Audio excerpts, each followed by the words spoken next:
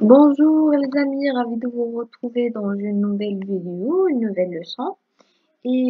C'est parti dans la suite de l'étude de l'œuvre La boîte à merveilles.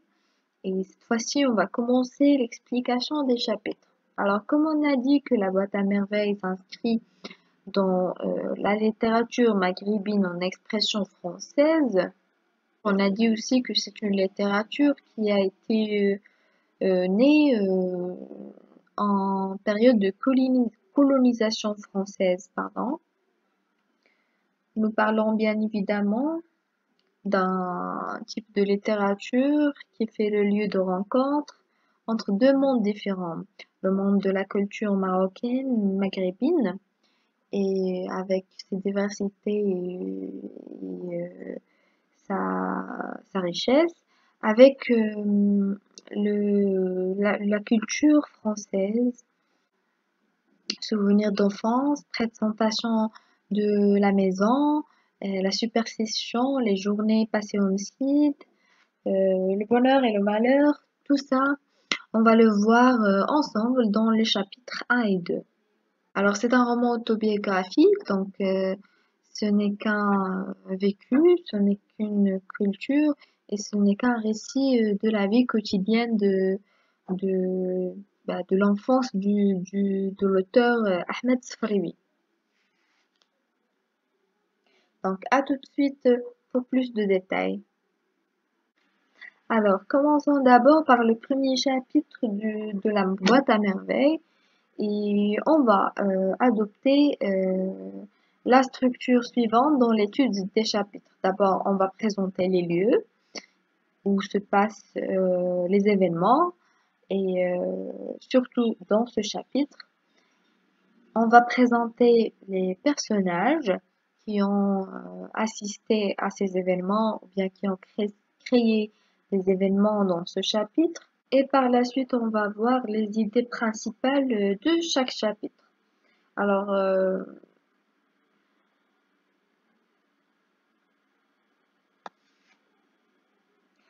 quand on parle de la boîte à merveilles, elle est écrite dans un point, dans un va-et-vient entre un point de vue pardon, qui est adulte et le personnage enfant Sidi Mohamed quand il avait 6 ans. Bien sûr, on a déjà signalé la date d'écriture de la boîte à merveilles, qui est à 1952, et la date de publication qui est à 1954 à Paris. Et lorsqu'on parle surtout de l'écriture, c'était à l'âge de 37 ans que dans l'année des événements, elle est de manière approximative 1921, donc à l'âge de 6 ans. Revenons à nos moutons, donc on va traiter le premier chapitre de la boîte à merveilles. Donc pour les lieux principaux, c'est Dar Chouafa ou la maison de la voyante. Derb Nouala, c'est le quartier où se trouve la maison de la voyante, la maison habitée par l'enfant Sidi Mohamed et où se passent les événements principaux de l'œuvre. Il y a aussi le Msid ou l'école coranique où Sidi Mohamed apprenait le Coran. C'était une sorte de d'école euh, primaire, si on veut dire, pour les enfants au Maroc. Et le bain mort qui est le hammam public. Alors, je veux bien faire le point sur Dar Chouafa et le Msid, ou plutôt l'école coranique, parce lorsqu'on parle de Dar Chouafa ou Msid, ce sont des mots empruntés du dialecte marocain. Donc, Ahmed Sfraoui, il a utilisé ça surtout pour insister sur l'identité marocaine et pour exporter la culture marocaine, pardon. Euh, parce que, parce que son œuvre était dédiée spécialement pour des Français, euh, mais même si on parle de l'expression maghrébine. d'expression française. Alors, c'est la littérature maghrébine d'expression française. Par la suite, nous allons voir les personnages de ce chapitre. Les personnages, ce sont les locataires de Dash Wafa, les clients de Tante Kenza, qui est la voyante, ou ce qu'on appelle la Chouafa, qui habite ou plutôt qui est la locataire principale de cette maison. Et aussi les enfants de Msid, ce sont les collègues du personnage principal qui est Sidi Mohamed. Et ce sont ses collègues à l'école coranique, pardon. Donc, on va commencer par la Dash Wafa. Elle est constituée d'un rez-de-chaussée et deux étages. Le rez-de-chaussée, elle est habité par la voyante Tante Kenza. C'est la principale locataire. Par contre, pour le premier étage, nous avons Rahma et son mari Driss Laoued et leur fille, pardon, Zineb, âgée de 7 ans. Ça veut dire qu'elle est plus âgée d'un an que Sidi Mohamed, qui est le narrateur. Par la suite, le deuxième étage, il est partagé entre la famille de Sidi Mohamed, qui sont Lalla Fatima et Sidi Malem Abdeslam. Pardon, c'est pas Lalla Fatima, mais plutôt c'est Lalla Zoubida, la mère du narrateur, et Malem Abdeslam, c'est le père du narrateur. Par contre, l'autre famille, c'est Fatma Bzouia et son mari, Allal, c'est un jardinier. Donc voilà, ce sont les locataires de Dash Wafa et les personnages principaux de cette œuvre. Parce que généralement, les événements, ils vont être dans cette maison. Et ils vont être entre ces personnages. Donc,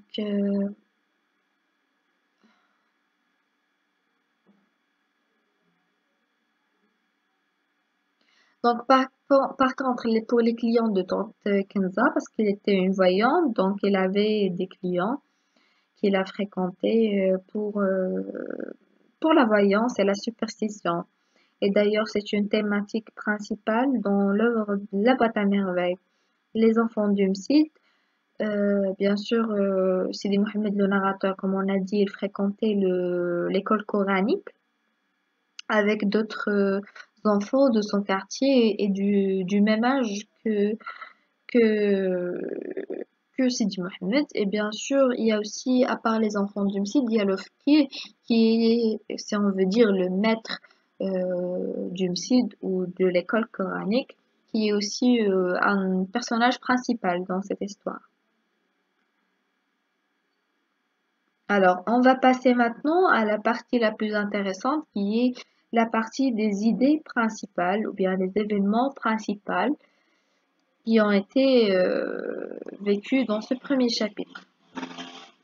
Commençons par la première idée. Alors, la présentation de Dashuafa et ses nombreux locataires.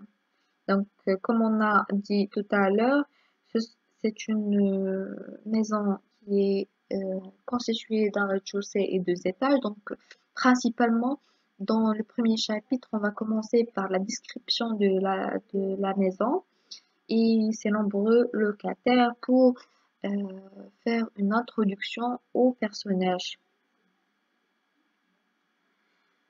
Et par la suite, on va découvrir le monde solitaire et virtuel de l'enfant Sidi Mohamed, qui est le narrateur, parce qu'il était un enfant particulier, c'est un enfant seul, unique, différent des autres enfants du quartier, différent des enfants de son âge, et on va découvrir plus de détails dans des extraits tirés pardon, de cette œuvre. À part ça, on va découvrir aussi la description du rituel de la musique de Gnawa, organisé une fois par mois au rez-de-chaussée de Tachouafa, de la part de la voyante, Tante Kenza, au rez-de-chaussée. Et bien sûr, Sidi Mohamed, l'enfant, il était attiré par ce genre de rituel, ce genre de cérémonie. Donc, il a insisté sur la description de cet événement et le fait d'écouter cette musique, d'utiliser le gembri et les outils musicaux pour cette musique. Elle a aussi insisté sur les habits des Gnawa, ou bien les personnages qui présentent cette musique. Et comme, euh, elle a aussi parlé des couleurs portées, comme le jaune flamboyant, le coréen, etc. Et par la suite, elle n'a pas raté aussi de donner plus de descriptions concernant l'odeur de bonjour et de l'ensemble qui est utilisé dans ce genre de cérémonie. Alors par la suite, on va découvrir aussi la personnalité de Sidi Mohamed, l'enfant de 6 ans. Euh, Comme je viens de signaler, il était solitaire et rêveur, fasciné par les mondes invisibles. Il était quelqu'un de particulier et, et qui part dans l'invisible et non pas dans le visible. Il a un trait de caractère euh, très différent euh, des autres enfants, de son âge bien sûr. Par la suite, on va voir l'imagination de l'enfant nourrie par les récits légendaires d'Abdallah l'épicier et le discours de son père sur l'au-delà. Alors, Abdallah l'épicier, il avait un rôle très important, c'est le fait de raconter au narrateur Sidi Mohamed des histoires merveilleuses pour un enfant de 6 ans. Et ça a aidé à forger la personnalité du narrateur et surtout de d'améliorer son imagination et de constituer son monde virtuel. Alors, par contre, pour, euh, pour le discours de son père sur l'au-delà, quand on dit l'au-delà, on parle de bel et bien de l'enfer et le paradis. Et bien sûr, le père, Malim al-Islam, il n'a raté aucune occasion, pour parler à son fils de l'au-delà, de l'enfer et le paradis, surtout qu'ils étaient des musulmans. Euh, il lui parle du fait qu'il faut mourir pour renaître et, et découvrir ce monde. Donc, par la suite, nous avons la description de la séance du bain mort. Donc, pour ça, euh, lorsqu'on parle du bain mort, c'était bel et bien l'enfer pour l'enfant Sidi Mohamed. Il embarrassé, gêné et mal à l'aise par la rumeur, par la vapeur, par l'agitation des seaux, par les cris des enfants, etc. Et il a même dit à la fin de la description que l'enfer pour lui, c'est le bain mort. Donc après, on va parler aussi de la dispute spectaculaire entre les deux voisines, Rahma et Lala Zoubida, la maman de Sidi Mohamed qui habite. Alors, Rahma, c'est la voisine du premier étage et Lala Zoubida, c'est la mère du narrateur. Ils habitent au deuxième étage. Alors, la cause de la dispute, c'était tout simplement, parce comme on a dit que la Dar Chouafa, c'est une maison euh, divisée en quatre, si on peut dire, sur quatre familles. Alors, il n'y avait pas assez d'espace pour mettre sa lessive Et on avait un tour de rôle entre les voisines pour, pour d'abord entre Rahma, Lalla Zoubida, Lalla Bzouya, Fatma Bzouya et la tante Kenza. Elles faisaient le tour et chacune avait un jour consacré pour faire sa lessive, pardon.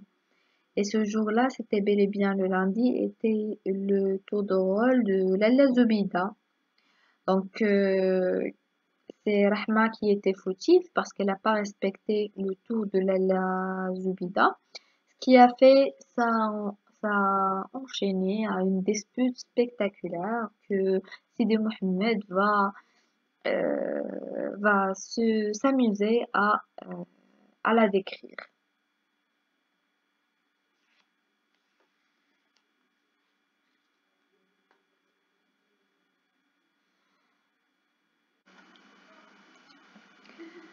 Alors, euh, alors la dernière idée qu'on a citée dans le premier chapitre, c'est la dispute spectaculaire entre les deux voisines, Rahma et Lalla Zoubida, concernant le jour de la lessive, qui était le jour du lundi. Alors vers la fin, l'enfant Sidi Mohamed, il n'a pas supporté cette dispute et s'est évanoui. Par la suite, on va passer au deuxième chapitre et vous allez remarquer que c'est qu'on va traiter le chapitre de la même manière. On va parler tout d'abord des lieux où les événements de ce chapitre ont eu lieu ou bien ont, ont été vécus. Donc, pour les lieux, ça sera le MSID, l'école coranique, toujours, Dar Chouafa et le sanctuaire Sidi Ali Bouraleb. Donc, Dar Chouafa, c'est la maison de la voyante, le MSID, c'est l'école coranique, mais par contre, le nouveau lieu, c'est le sanctuaire Sidi Ali Bouraleb. Donc, ça veut dire un endroit célèbre d'un célèbre un culte. Et on parle de, en arabe, on parle de Azawiya, de Sidi Ali Bouraleb, où se trouve le mausolée de ce saint Sidi Ali Bouraleb. Par contre, là, on va passer aux personnages. Pour les personnages, il y aura Sidi Mohamed, le narrateur à 6 ans, les parents de Sidi Mohamed, Malem Islam et Lalla Zoubida. Le frère du Msid, c'est le maître, si on veut dire, de l'école coranique. Et Lalla Aïcha, l'amie intime de la maman de Sidi Mohamed.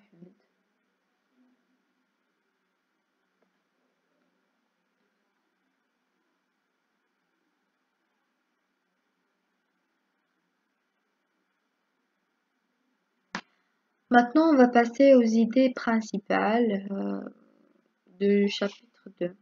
Alors, on commence par le jour de la récitation du Coran en Msid, c'était le jour de mardi. On a clôturé, si on peut le dire, le premier chapitre par le jour de lundi, où on a eu la dispute spectaculaire. Et là, on va commencer le chapitre 2 par le jour de mardi. C'est le jour de la récitation du Coran à l'école coranique. C'est une sorte d'évaluation pour les enfants de Msid, de cette école. Et bien sûr, cette évaluation, elle est faite par le maître, qui est le frère. La veille de ce jour-là, l'enfant Sidi Mohamed, il avait toujours des cauchemars, des mauvais rêves, parce qu'il avait une une certaine sorte de peur envers ce jour-là euh, pour réciter le Coran. Il commence toujours par mal réciter le Coran. Elle était tout le temps perturbée et elle a été même perturbée par des cauchemars et on va en parler de ça. Les cauchemars de l'enfant la veille de ce jour-là. Et voilà. Donc pour Sidi Mohamed était une matinée et un jour qui était néfaste, qui n'était pas bon, homicide où l'enfant découvre l'hostilité du monde. Et c'est le cas pour tous les écoliers, même pas seulement Sidi Mohamed.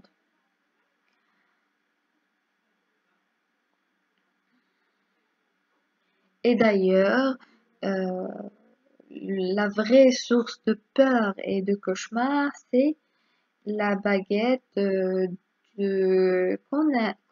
Conassier, pardon, et le regard impitoyable du frère. Parce que, parce que le frère n'était pas un personnage, ou bien il n'était pas décrit comme un personnage de gentil, mais plutôt comme une personne méchante, à travers, bien sûr, à travers les yeux du narrateur, parce qu'elle avait toujours des flammes de colère dans ses yeux.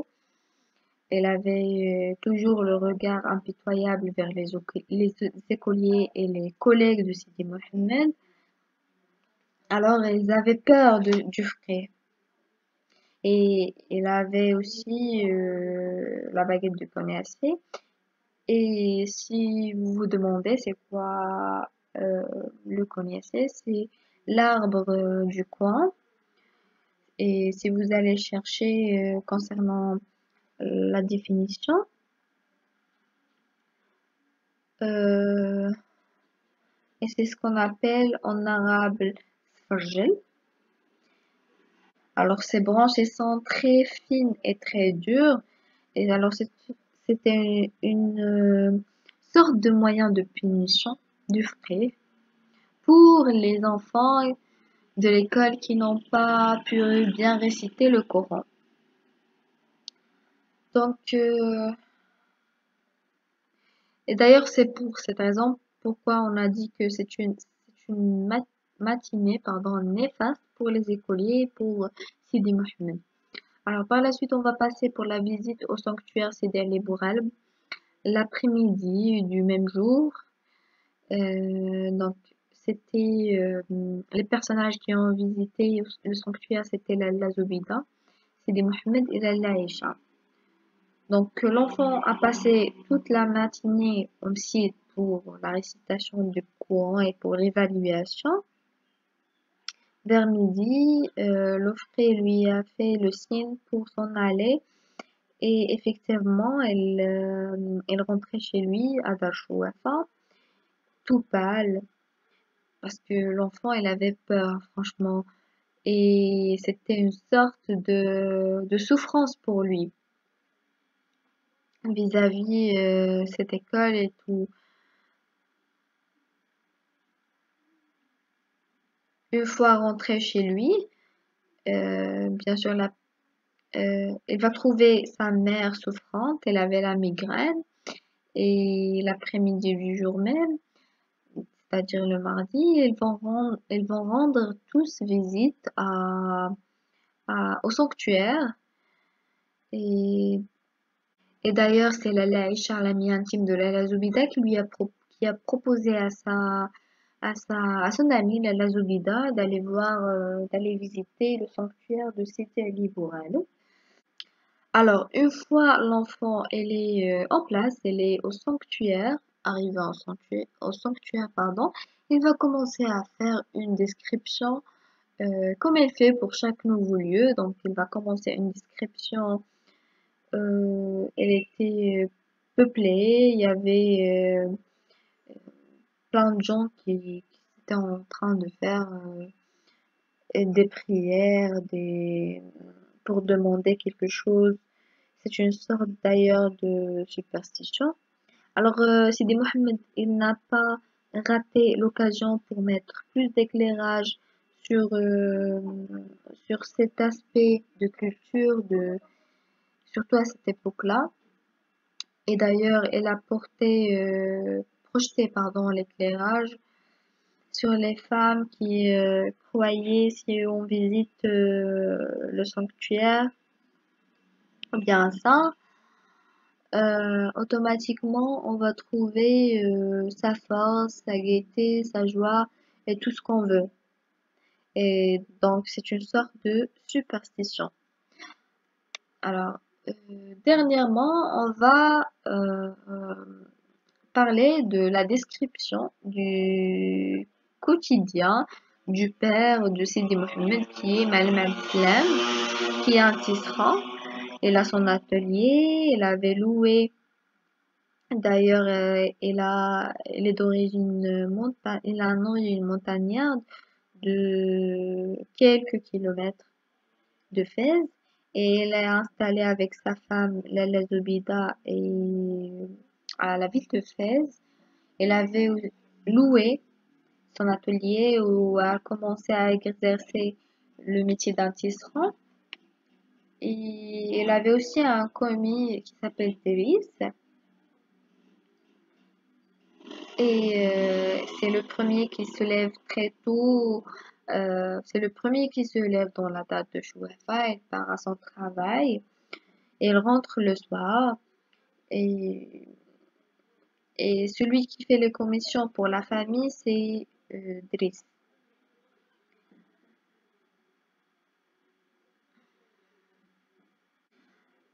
Alors, vers la fin de ce chapitre, le narrateur Sidi Mohamed, il va projeter ou bien il va éclaircir une idée qui est vachement importante, c'est la jalousie entre les voisines, parce que la situation financière de cette famille, qui est la famille du narrateur, était plus ou moins une situation aisée. Le, le père est un tisserand, il mangeait la viande 3 à 4 fois par semaine, ils font les commissions chaque jour, ils ont un commis, etc. Donc il y avait une sorte de surtension et jalousie entre voisines provoquée par les autres voisines. Donc en gros, on a essayé de résumer les événements principaux de ce chapitre pour faire la suite et continuer l'explication des autres chapitres. Donc sur ce, j'atteins la fin de cette vidéo. Je vous remercie de m'avoir suivi jusqu'à la fin. Je vous invite à voir la suite et le reste des chapitres pour bien comprendre et suivre l'acheminement de l'œuvre. Sinon, vous pouvez Sinon, vous pouvez trouver plus de leçons sur le site www.sanawiyya.com.